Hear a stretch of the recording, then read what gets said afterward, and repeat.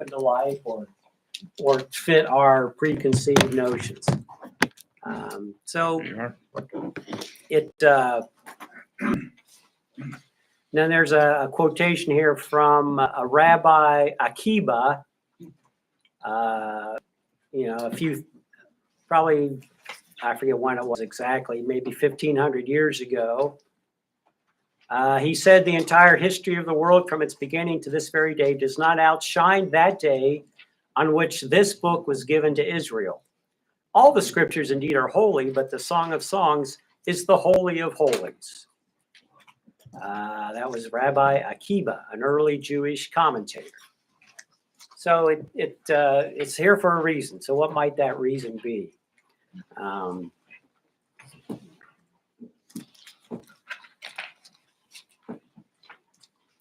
Part of the problem, I think, and I'm not going to read the book because we just don't have time, but I want to pick out a few things. Part of the problem,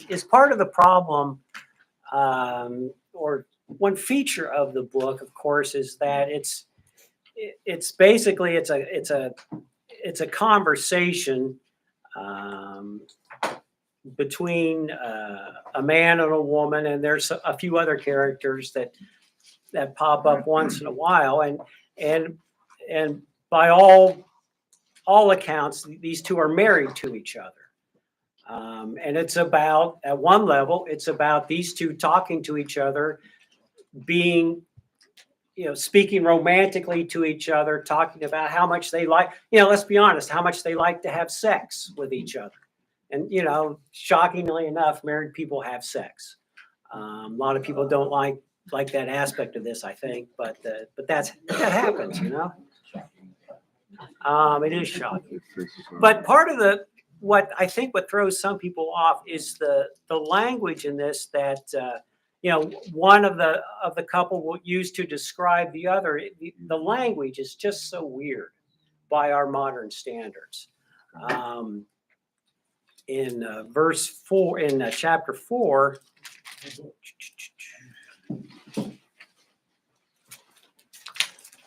Let's see, where is it here? Yeah, chapter 4, starting verse 1. The King James Version says, "Behold, thou art fair, my love. Behold, thou art fair. Thou hast dove's eyes within thy locks. Thy hair is as a flock of goats that appear from Mount Gilead.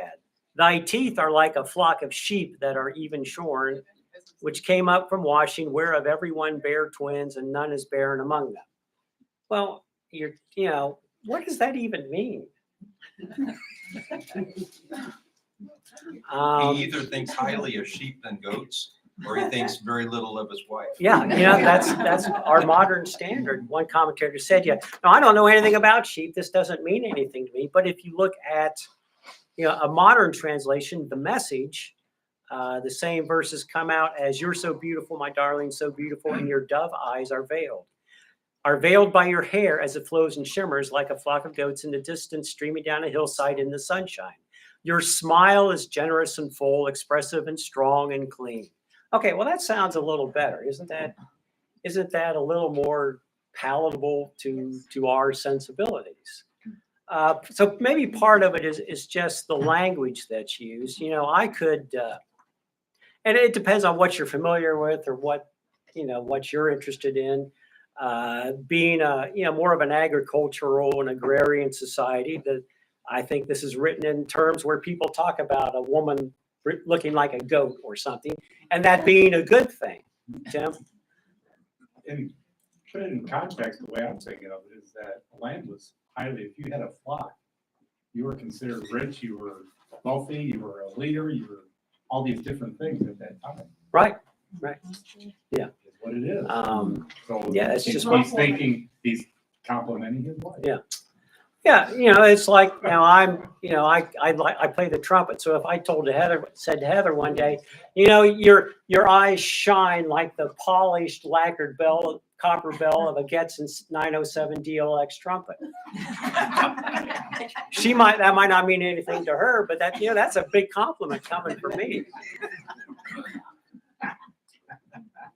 Do you believe that to be true? Absolutely.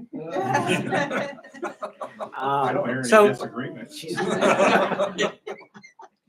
so, but the other thing that maybe throws people off, there's again a lot of the descriptors, the adjectives used in this book, they throw us off.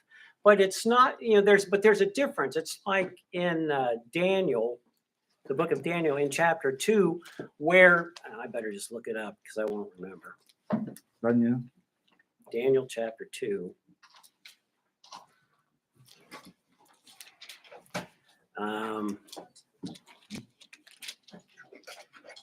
Nebuchadnezzar has a dream. Where is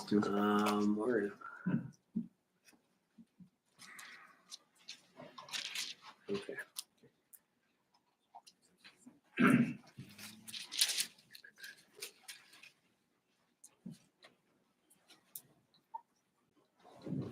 Okay, yeah, there was a statue. The head of the statue was made of pure gold, its chest and arms of silver, its belly and thighs of bronze, its legs of iron, so on. So that's symbolism. That's not the same thing that we're talking about in the Song of Solomon. Solomon, it's imagery. It's just, your hair is like this. Your eyes are like that. The symbol, it's symbolism in Daniel where it's not like the belly and thighs were like bronze. They were bronze. So it's a symbolic meaning. So we're kind of stuck in terms of when we read Daniel, we are stuck with that specific material. We should feel free when we're reading something like Song of Solomon that says, well, your hair is like goats. Make your own translation. Say, how can I look at this differently so that it means something more to me than just that he's got this thing about goats? How can I translate that to mean more to me and my relationship to my spouse? And that's a key thing, I think, that we just have to bear in mind that, and that's where I think maybe this book, among a few others, really benefits from looking at different translations, that we need to look at a more modern translation that takes our sensibilities more into account than a more direct literal translation from the Hebrew. Lynn? Well, in addition to what Tim said, which I think is a really good point about, some of the things that are referred to are signs of wealth and leadership, they didn't have a lot of points of reference other than what they could see. They didn't have movies. They didn't have books with pictures. They didn't, all they could really refer to were things that they saw from nature, Right. or things that others had built. Mm-hmm. So I'm assuming when I read this, that those are things that the author found pretty attractive, pleasing. Yeah. And that the other person would identify with as well.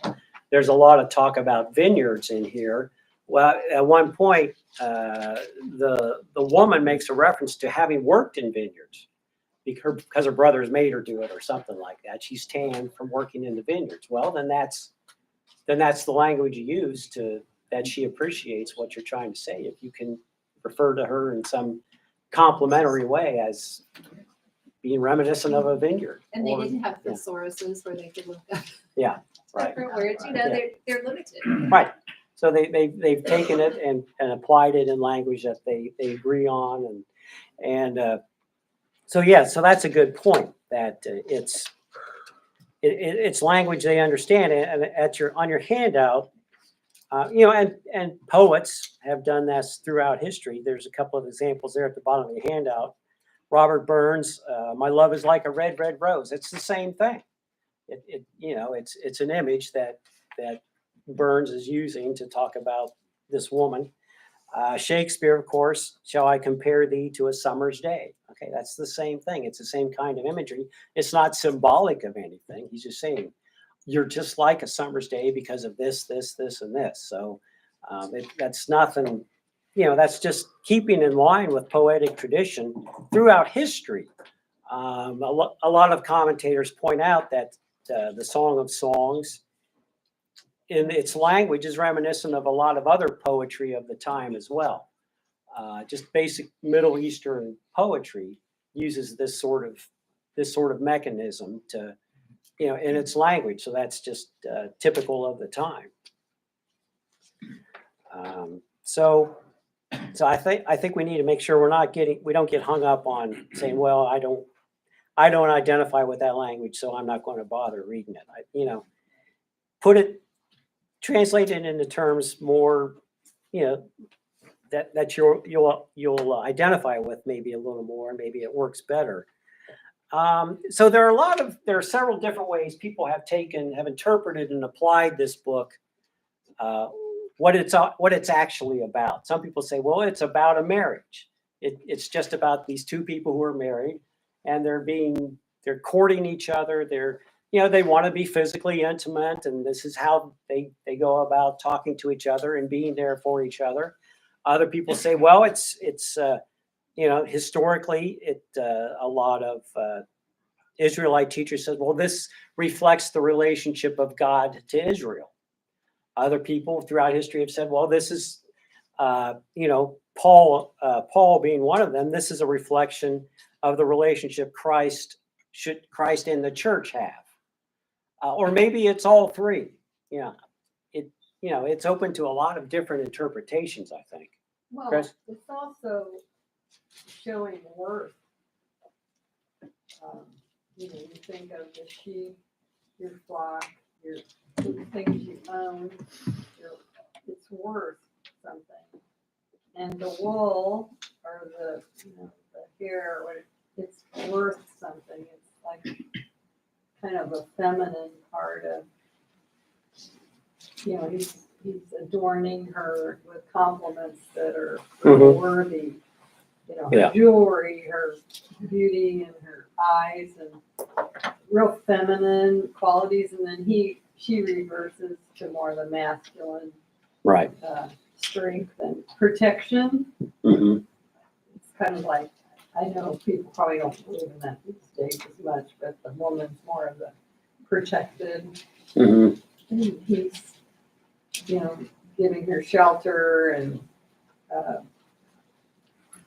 more of the worthy, showing how she's so worthy of his love, and just more of a protection over her.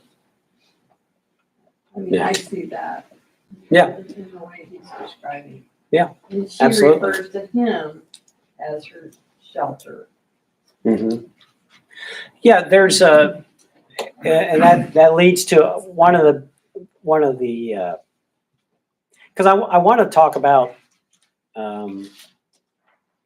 how this is structured as a model for marriages. That as you read through this, it's basically a man and woman talking about each other, to each other or to other people, and what they do. And they talk, and this is where the model part comes in. They talk to each other. I mean, so let's think about what can we learn about maybe our marriages? What do we need to look at in our marriages that we can learn from this, in terms of a God-centered, a faith-based marriage relationship? Let me find my thing here. There's a Chuck Swindoll on one column he wrote about this. Asks, would you consider your marriage a sign of God's goodness and beauty working in your life, or has it become something less than that over time? The Song of Solomon reminds us that both marriage and the physical union that follows originate in God. We should therefore consider each of them as evidence of His grace working itself out in the world.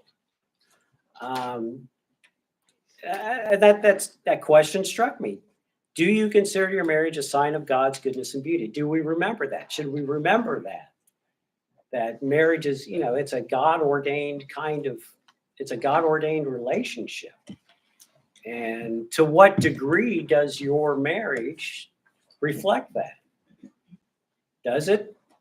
Shouldn't it? I think that's a great question.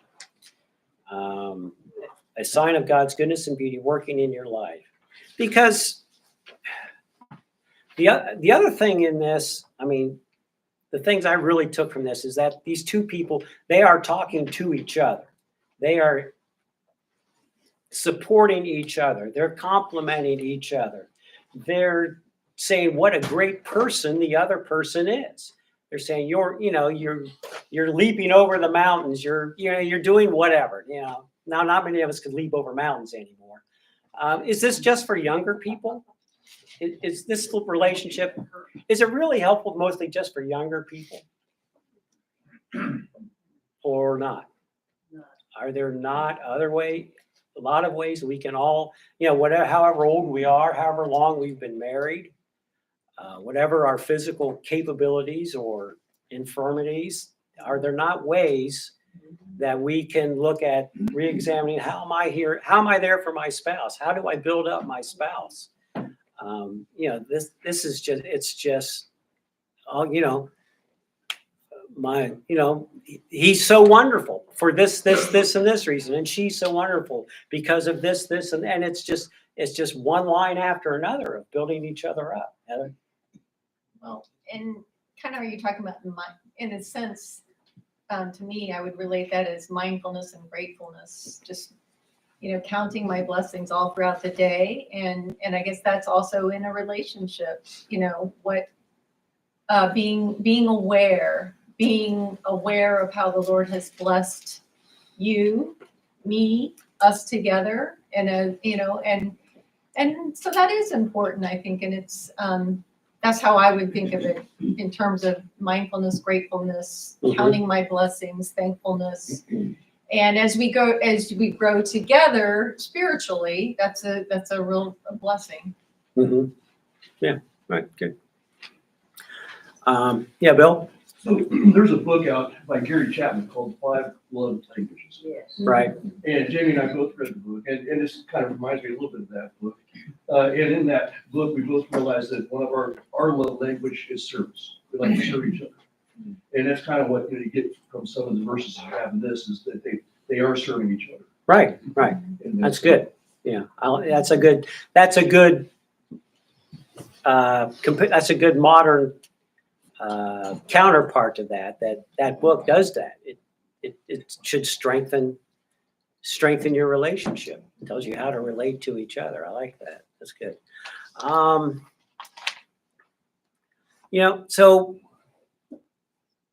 So part of this, and maybe it makes some people uncomfortable. They're part of it. It's about sex. Two married people having sex. It's whether you say, well, this is the courtship, or they're already married, whatever. It's about these two people who are married want to have sex with each other. But what's not here? What's not part of that equation? It's interesting. What's not here? Is this? It's sex for its own sake. There's no mention of kids here. There's no mention of getting married and having kids here. This is about your relationship, your marriage. Is this not reminding us that the relationship is not about kids? It's about the two of you. Is it not first and foremost the relationship you have with your spouse? Which and a lot of time, there's a physical aspect to that. Is that not part of God's way of reinforcing that relationship? We read, at several points in the New Testament, two get married, become one. It's one flesh. That's part. Is that not one aspect, the same aspect of that two become one? There's a physical relationship involved. Usually, not always, like anything else. Like Proverbs doesn't apply to everything. Ecclesiastes doesn't apply to everything. But as a general principle, is the relationship. There's a physical aspect. There's a spiritual aspect. There's an emotional aspect. There's a social aspect. Should these not all be present and work together to strengthen the relationship? Ideally, there's always exceptions. But I find it really, it's really telling to me that they aren't worried about kids. They're not worried about raising a family at this point. They're there for each other. They're there interested in a relationship with each other at this point. And that's the end of that. They haven't gotten to the kid part yet. So I think that's an important part of that.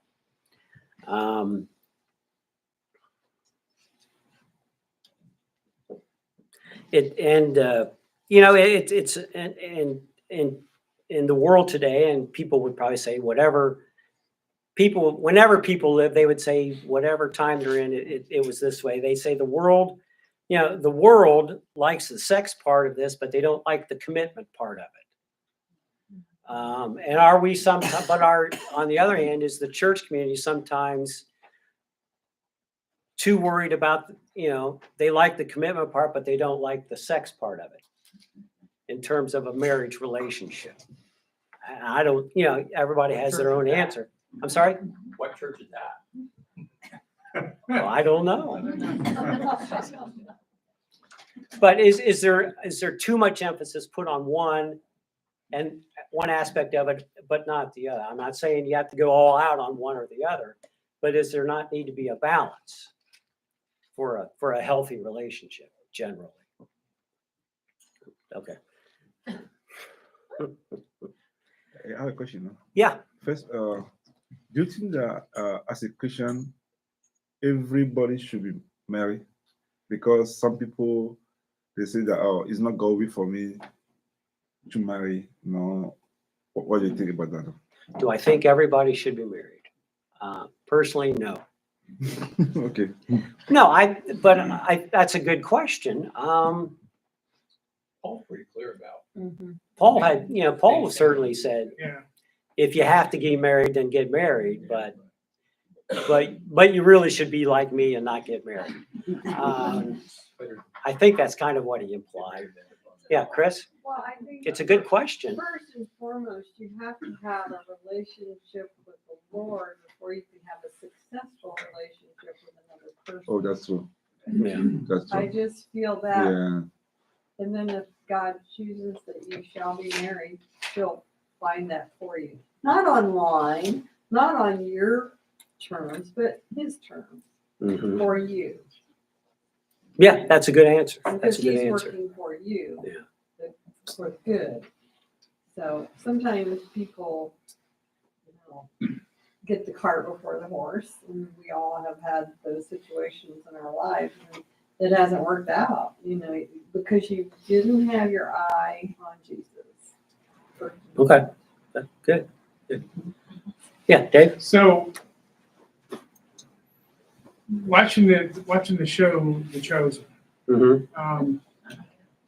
I thought a lot of times I was thinking about in that where I never thought about the apostles having relationships and families. I mean, in there, Simon Peter had a family.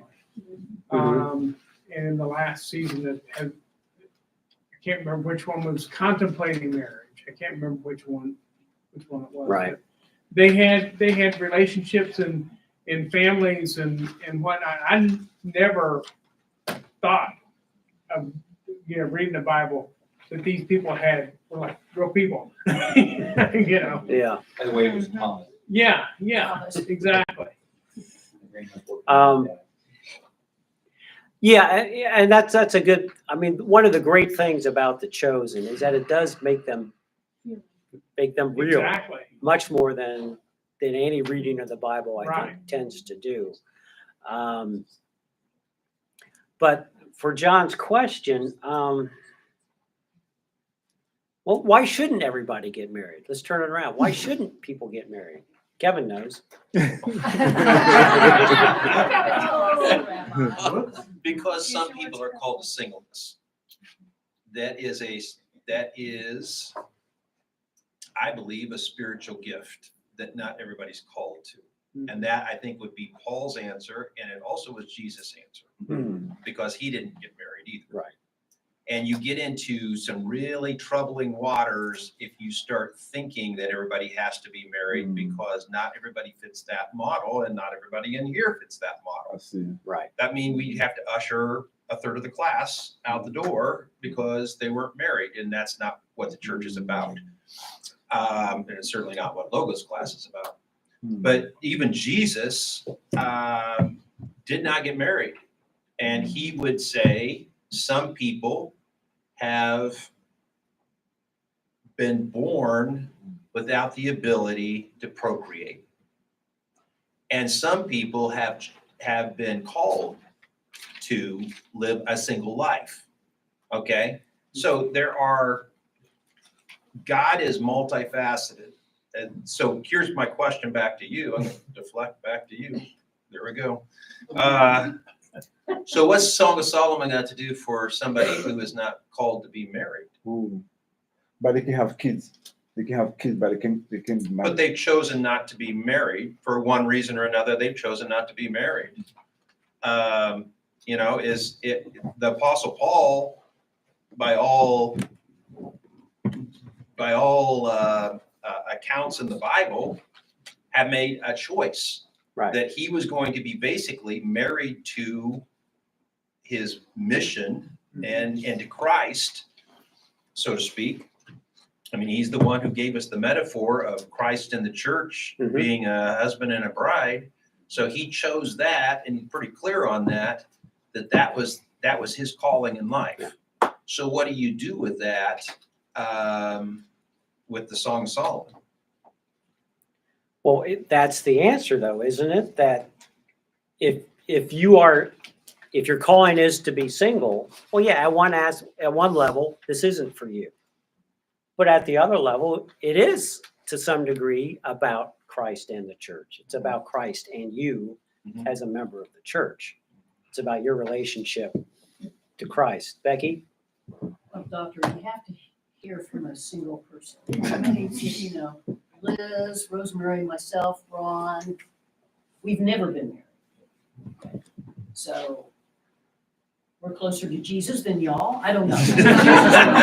No, but here's the thing. I know. But here's the thing. How many folks have gotten married when maybe they shouldn't have because they were called?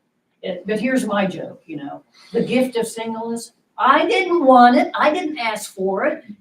Get it away. So we go through, at least I did. You go through your 30s, 40s. It's like, come on. I've got my reasons why I never married. But someone like Rosemary, who would be very marriable. I mean, come on. She's Martha Stewart and Bob Vila together. And she would, now at our age, like, glad we didn't get married, I got to care for myself. I can't care for some, anyway, never mind. But for folks like Rosemary, I think they are out. I know, see, this is what she has to do with. So there's that. I know the gift of singleness, now I believe it's a gift. But for decades, it's like, why me? Why are you, I don't want that gift, Is it a calling? So some of you marrieds probably never considered that, but, I'm spouting off right now. Good. Mike. Yeah. Deflecting it, Becky. But growing up as a Catholic, okay, we have heard many stories of saints like Saint Teresa. She was 24 when she died, but she had that love for Jesus, and that was her ability to be married to Jesus, basically. And many saints over the years have not been married, but their connection is to the bride of the church. Right. So Even Mother Teresa. again, singleness is like Kevin said, a very worthwhile vocation, gift that certain people have. Right. Certain people. True, single people. Jeff?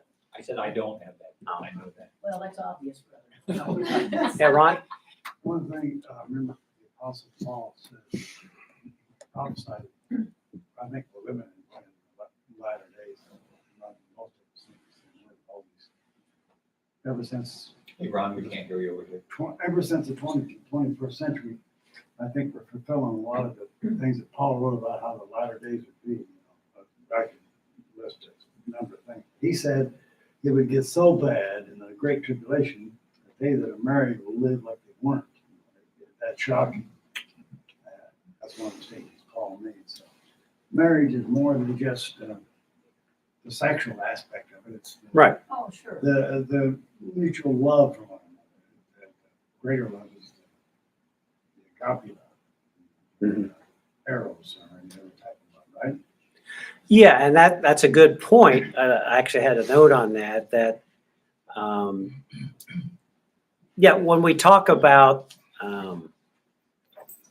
Christ, this being a model of Christ in the church, and there are different types of love. There's agape love, there's eros, romantic love, storge, philos, brotherly love. Which of those, and then you start saying, well, which of those is the relationship of Christ in the church? Or is it a little bit of everything? Or can it be a little bit of everything? I don't know. It's a good question. Jeff? I was just gonna say that a relationship that leads to marriage, it's really not so much my decision to marry somebody, it's my relationship with Christ. And he brings somebody into my life that I can marry. And if you have a good relationship with Christ, then, and you're in relationship with Christ, then you might be more apt to have somebody brought into your life. Because you also think about, okay, well, if you say it's just about being married is good, what about two men who want to get married or two women who want to get married? That doesn't come from Christ. That doesn't come from God, in my mind. And so that's not the relationship that you should enter into. Now people will debate me and say I'm wrong in that, but I just point to the scripture. All throughout Romans and all throughout the Bible, the Old Testament, it's wrong. But it's more than just finding somebody. It's letting God bring somebody into your life because you're in relationship with them. Right. Yeah. I totally agree with that. And I just want to add on, like Kevin and I were in our late 20s when we got married. And that doesn't really sound that old to me now. But at the time, my parents had gotten married young. All my siblings had gotten married young. I was the youngest of 4 kids. They thought I was an old maid at 25. Yeah. They were all kind of like, why don't you meet somebody? Why are you so picky? Why, leave me alone. But for me, it was getting into the right place with God so that he was number one and I was happy with who I was. I was content within myself. And then he brought the right person into my life. But I think that has to be the number one. And I think that's what Jeff was getting at, your relationship with God. Okay. Yeah. And I don't think, this is a really stodgy opinion, but I don't think you're ready to get married until you're in a good relationship with God and you are equally yoked to somebody who is in a good relationship with God. And then God blesses that. And I feel very fortunate that he brought the right person into my life and made it very clear that that's who it was. But my dad fell in love with him before I did. That made it easy. But and I think sometimes it's hard. I have friends who have never been married and who, sometimes that's hard for them, but it's also, God calls all of us to different things. And that has to be the number one is to being true to him and being true to ourselves in him and what he's calling us to do. And I think as long as we're living in that, then there's great joy and happiness. Yeah. And I also would say that even if you're married and you didn't feel like you were in a place where you were close to Jesus, but you picked a spouse anyway, now you have had the opportunity to grow. You're still with that spouse. You had the opportunity to grow in Christ and come together. And hopefully your spouse, I know my spouse has grown closer to Christ in her relationship with Christ. And I've been growing closer, and that's been bringing us together. And you've done that together. Yeah, we've done together. We got Kevin and then Ron. Well, I think one of the things that that this is true of every person is we desire an intimate relationship with somebody. And whether that be with God or whether that be with another person, that drives us. And I do think that is God, that's part of what drives God too. I think that's being made in the image of God, that he would be so driven to a relationship with us that he would go to the extent that he did of sacrificing his own son. Okay, that's pretty extreme. So I do think that this book really expresses two people who are interested in intimacy with each other. And they are desiring that, and they are seeking that, and they're talking to each other about it, and they're talking to their friends about it. And so it is kind of encompassing them.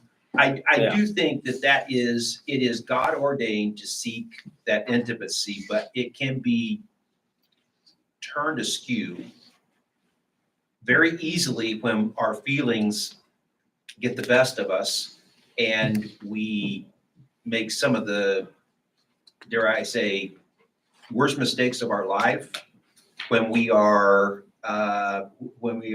just making decisions on our feelings in this particular situation.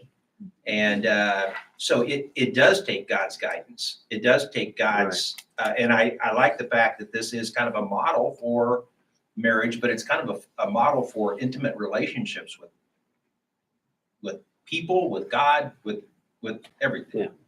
Yeah. Ron?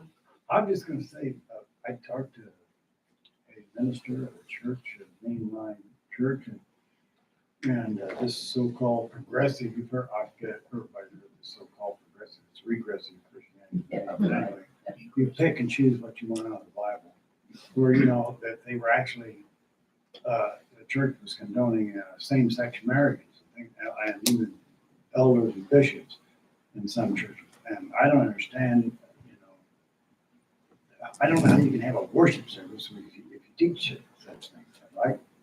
It's perversion, it's lust, I mean, there's nothing wrong with having a roommate or two, like the monks, that have their monastery, they have a holy love for one another. This business is so-called allowing homosexual marriage and things like that. I don't know where they're coming from, and I don't know how they can have any peace with God at all in their churches with teaching such a thing.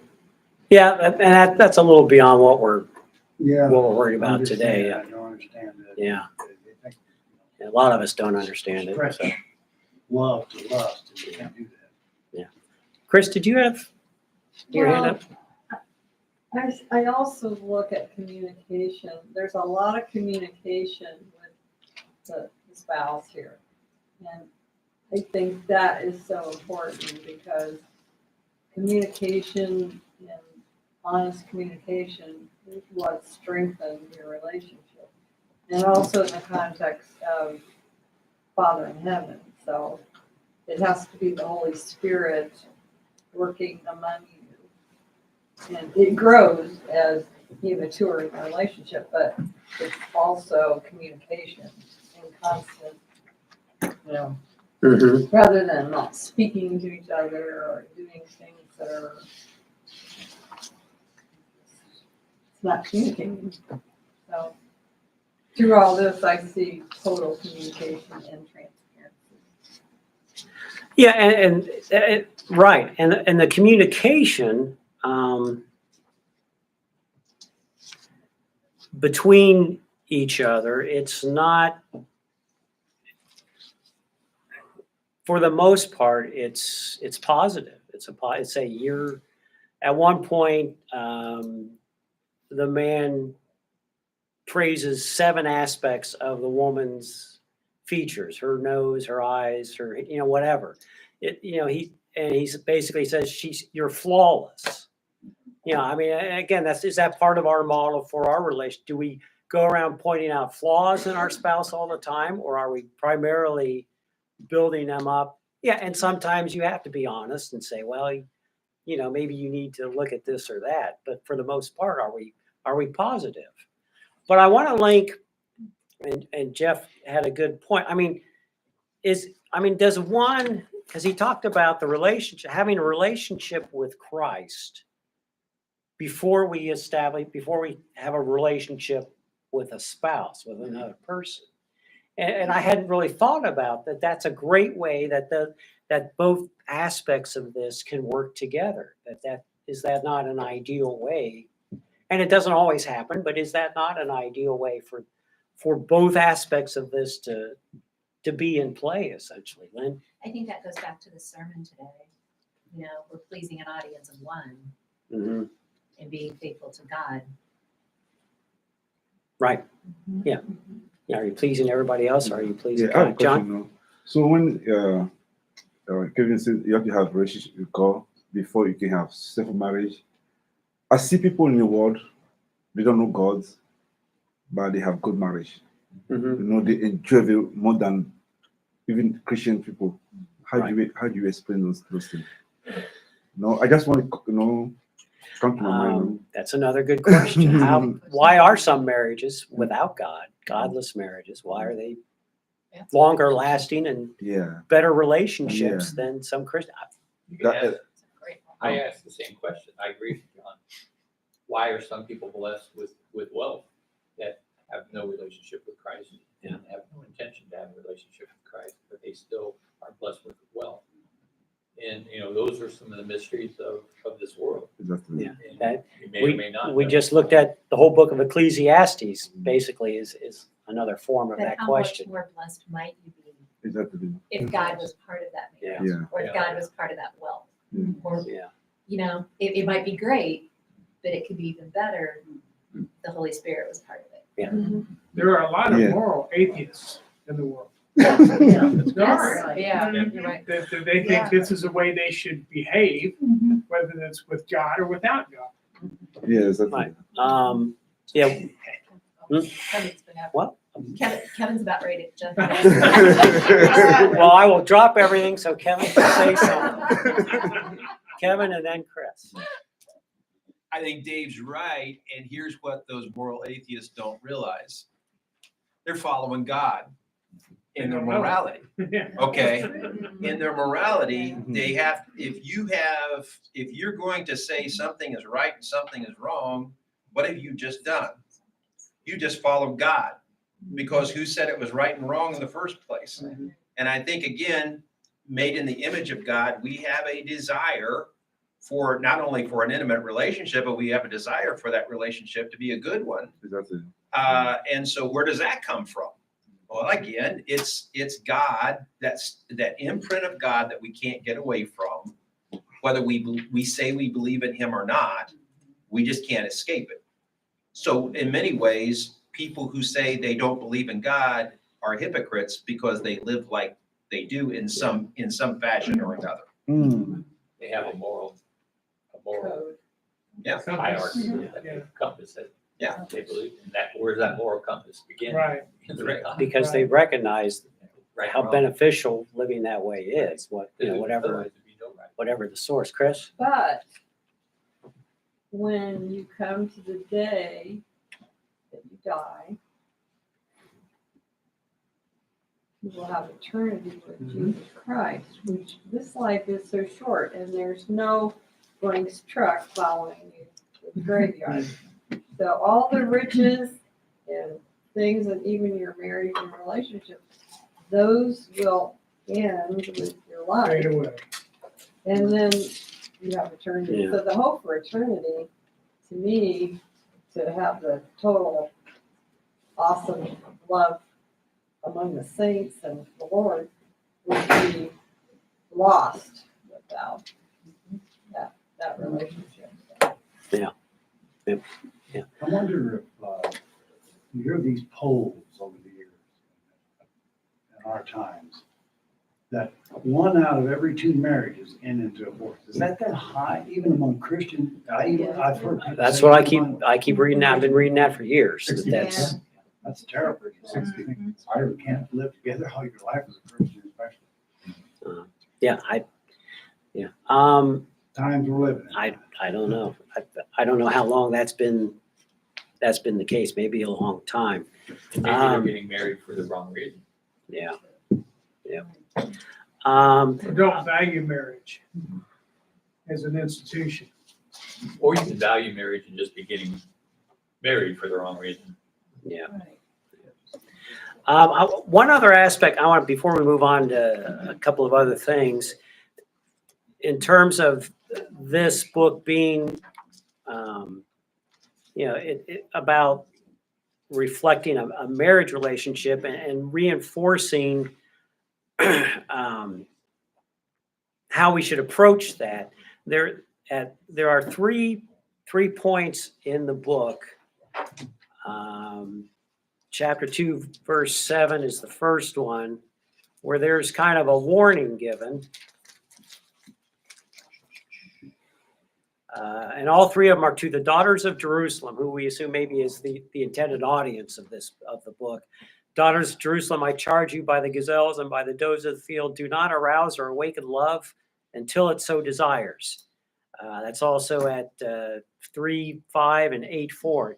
It's repeated 3 times. Basically, don't be doing anything until you're married. Wait till you're married before you have any kind of a relationship. So there's this warning, written into it. And there's also a reference, a couple of references in various spots where the man is talking about entering the woman's locked garden as part of their relationship, which is taken to mean, she was a virgin until they were married, that things have been set aside, things are separated. You don't just, go in there. It's locked. It's there. It's locked for a reason. And it's a garden that's been set aside for a certain reason. So that there is a kind of built into this, a reminder that it's something to be, to wait on. It's not just, do whatever you want to do whenever you want to do it.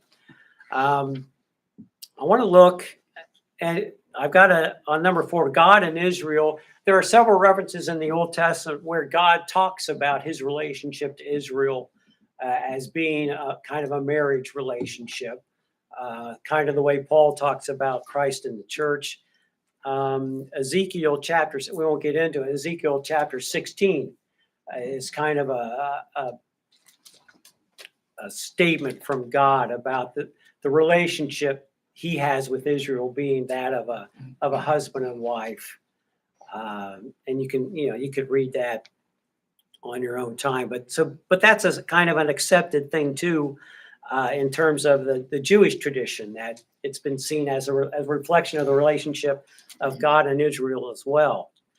And then in terms of Christ and the church, Ephesians chapter 5, of course, is a good place to read. And I've talked about Charles Spurgeon earlier. I mentioned Charles Spurgeon earlier. And he wrote, 50-some sermons about the Song of Songs.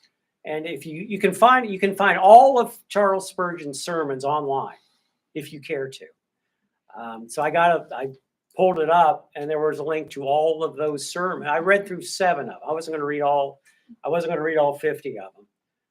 And also the 7 I just picked randomly from the Song of Songs. His sermons were all exclusively about the Song of Songs being about Christ's relationship with the church. There was no mention at all about it being a reflection about just a normal marriage relationship, which I thought was interesting. He took it exclusively as a reflection of the relationship of Christ to the church. Now, maybe I may have missed one, but that from the 7 I looked through, it was all about the relationship of Christ to the church, which I think is interesting. That was how he focused on that.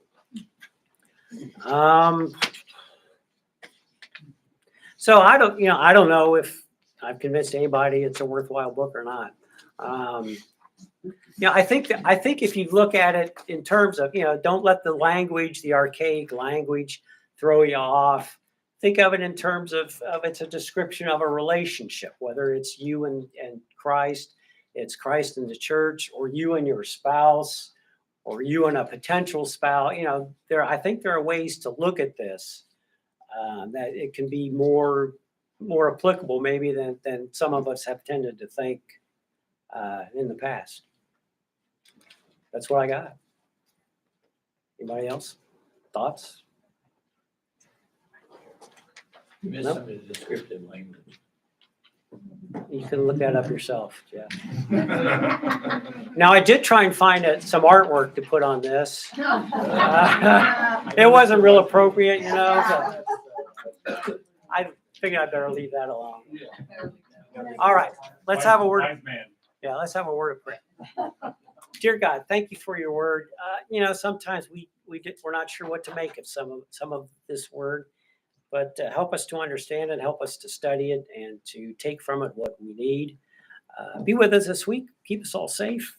In Jesus' name we pray. Amen. Amen. No class next week, remember. And then 9:45 New Year's Eve. Did we answer your questions, John? Yeah. Sort of. Yeah, no, Those are good questions. Yeah. Those are hard questions. Well, in two steps, there's still a major blockage. Main artery,